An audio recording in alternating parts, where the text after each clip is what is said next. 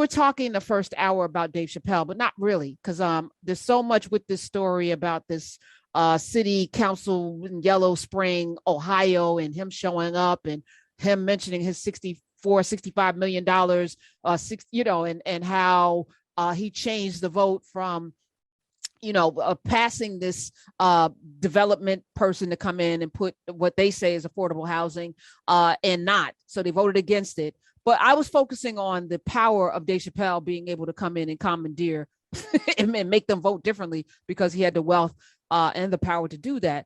But there was a lot of commentary, and the phone, every line was lit with people talking about it and this notion of affordable housing. And I brought up mixing of the classes, having, affordable housing, whatever that means, or people who are renting with people who are affluent, and commentary about different lifestyles and how people live. And I was like, I drove through affordable housing, a whole village that you envisioned and then constructed. Dr. Soaries, talk about that, and what does that mean to you, affordable housing and the people who live in it? Well, first of all, Karen, you have to understand, and your listeners have to understand, that affordable housing has become a business, and the business of affordable housing development has created multi-millionaires. Understand that. And so what I'm going to describe is true affordable housing. The government calls affordable housing that only costs tenants, mostly tenants, sometimes homeowners, a certain percentage of the median income in their area. So what's affordable in New York is not affordable in San Francisco. It all depends on where you live. That's number one. And so affordability, meaning housing that qualified for government subsidies or tax breaks. That housing can only charge a certain amount of rent, and to qualify for that housing, you have to earn a certain percentage of the median income in your county. So that's number one. But here is how we were able to do the affordable housing that you saw. Number one, we decided to make no profit off of the affordable housing. See, the government allows you to take government money to build housing for poor people and make millions of dollars in profit. Our nonprofit corporation decided you saw the project at Hampton Club, the townhouses that were for ownership. You saw the senior housing in Somerset, the building, the building, and you saw the public housing behind the church. In each instance, the development did not take any profit at all. We covered expenses and took no profit, which meant that the people who bought from us went through the whole mortgage crisis without losing any value in their equity because they had so much equity. So that's number one. So pause for a second. So everybody that enters these agreements, they get money from the government to build affordable housing. They get money from the government to build affordable housing, and they do so at a tremendous profit. By you foregoing the profit, you put the money back in for the people to make it more affordable. That's right. So give us an example. Give us an example. So the example is we sold 3-bedroom houses that have spiral staircases and duplexes that on the market would have cost $350,000. We sold them for $165,000. So when the people walked into the house, they had $75,000, $80,000 in equity. So that's the first thing. So that's the difference between my affordable housing and other affordable housing. Second thing that goes into affordable housing, and I didn't take you inside the big building, but the materials that and Torin, you can ride through any neighborhood in America and you can spot low-income housing because it looks like poor folk live there. Just because of the colors, the materials, the texture. If you ride through our neighborhood, Karen, you rode through our neighborhood. I did. I was like, you told me it was affordable housing. I wouldn't have known. That's right. You told me. I was like, what? Because of the materials. They always talk about poor folk tear up the house and once you put them in it. But if you put people in cardboard houses, all you have to do is breathe on it and it's going to be torn up. So what we did was we put, for instance, in our senior building, which is affordable, you've got to be low income or a homeless veteran. We put special kind of floors in there with different shades of wood, bamboo floors in affordable housing. We put little cubbies of so when you get off each elevator on each floor, you know how our people, we like to congregate. There's a little sitting area, you know, with nice couches and lounges on every floor in our affordable housing. We put small little shelves outside of each apartment so people could put little flowers and if they want pictures. These are nice little touches that you put into affordable housing so that the same quality of life that middle and upper income people have, low income people have. Dr. Soaries, I know you were going to go to point number 2 in how you define and develop affordable housing, but I want to stay on number 1 for just a second. You're reinvesting, pressing down the investment, automatically giving the resident a wealth creation platform, if you will. Right. Does the nonprofit win maybe on the back end? No, the nonprofit breaks even. The business model for the nonprofit is to break even. And break even means paying off all your bills, making sure you pay your staff and your contractors, but having no money in the bank. When we paid off all of our bills for our big development, the homeownership development, we had zero in the bank and we dissolved the corporation. Mission accomplished. Mm. That's the way it's done. Okay. And 10 years later, I think it's about 10, 12 years later, it still looks amazing because I didn't come when it was first done. Right. Yeah, it still looks, it's pristine. I'm talking pristine.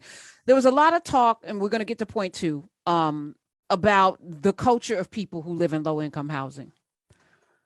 Again, going through yours, there was no trash. I didn't see any litter. There were flowers. It was like early spring flowers. It looked like Wisteria Lane. I was like, what's happening here? Is it culture, Dr. Soaries? Or in doing those little touches, you've told people, I respect you. I see you. You are a human being. And then they follow suit because you've shown them dignity? Right. If you give people quality, they will respond in kind. We have not had problems with people destroying property. We have not had with people throwing garbage out of the window. You know, we've not had that. And we've not had it because if you give people something, now, of course, you're going to get a knucklehead anywhere. You can go to Beverly Hills and find a knucklehead. You can go to Sutton Place in New York and find people who are just nasty, sloppy, and raggedy. But in the main, we have a community that appreciates the value that we brought to the neighborhood. They saw what it was like before. And the same people, see, that's the other issue, Karen. We built in Torin, I don't know if Karen told you this, but we built in a low-income neighborhood without any low-income person having to leave the neighborhood once the new buildings went up. Not one. There was no displacement. There was no gentrification. Everybody who was there stayed there unless they wanted to leave. So they appreciate it. When you live in an apartment where the public housing commissioners don't replace your toilet for 6 months and you got a hole in your apartment, and then all of a sudden you get a designer bathroom with shower and kitchen and cabinets, you appreciate it too much to tear it up. So was that a result of, local policy and leadership? And I'm asking because I would love to know, even if it's not you, Dr. Soaries, I know you have a network of other clergy. I know you have a network of other nonprofit connections that could replicate that scenario in cities all across the country, and it not be for profit, it be for good. So why was it able to be done there in Jersey, and perhaps can we replicate it? It's certainly replicable. And what I do is I share it with as many faith leaders and community leaders as I can. But Brother Torin, the greed demon has no respect of persons and has no respect of religion. You don't know how many preachers have come to my area Karen to ask me, well, how much did you make off of this? And you see, our church formed 5 separate corporations: an economic development corporation, a community development corporation, 2 affordable housing companies, and a foster care and adoption company. 5 nonprofits formed by the church. I received 1 salary, my salary from the church.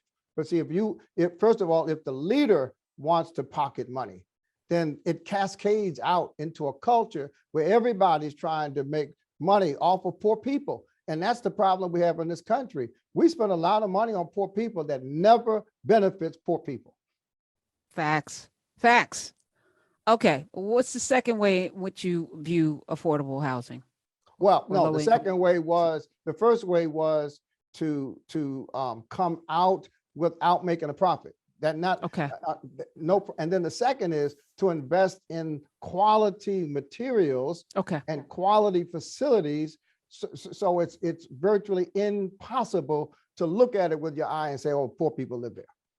Okay, all right. So we handled that, and also by doing that, it lasts longer. It's easy to upkeep. It's just this. Oh, okay. Cheap never wins. Ray in Michigan has a question, and then I have more questions. I have a bunch of questions. Dr. Soaries is here. Hey, Ray, welcome. Thank you. I just want to ask, is your guest, is he familiar with the term income-based housing versus affordable housing? Dr. Soaries? There's no distinction. All affordable housing is income-based. When it's finished, and if you receive government subsidy, you're forced to do a means test to make sure people's income qualify them for either the home ownership opportunity or the rental opportunity. Thank you for your question, Ray in Michigan. And the thing I love about what you did, so you have the affordable housing, but you've created a bridge for people to own. So once they make more money to not qualify anymore, now you can buy a condo. Right. Because you have the town or the townhouse. So there's like within the community, you have a way to graduate into another place. And I see very little of that. We have multi-generational, kind of like in these projects throughout the country. It's a multi-generational. It's only supposed to be temporary till you get on your feet or till you step up and out, but it's multi-generational because people have figured out how to stay in these affordable houses. But you've created aspiration. And see, that's where religion is supposed to kick in. Religion is supposed to motivate people to do better. Religion is supposed to bring instruction to people for free to teach them how to do better. Religion is supposed to increase people's aspirations. And so that's why when we rebuilt this community, we put the church in the middle of the community because we wanted the homeownership training to be accessible. We wanted our preaching and our teaching to motivate people to move from the public housing behind us to the home ownership opportunity across the street.